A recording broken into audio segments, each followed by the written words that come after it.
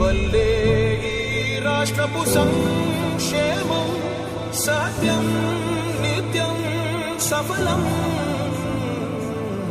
జనగణ మంగళ నాయకుడా, ఘనమగు చరితల నాయకుడా, పలుతరములు మము పరిపాలించర స్వామికుడా.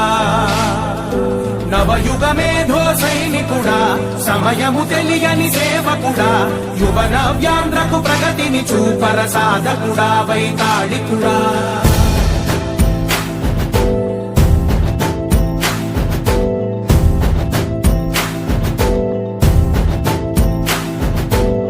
ప్రతి ఇల్లు నిన్నే నిన్నే పిలిచింది,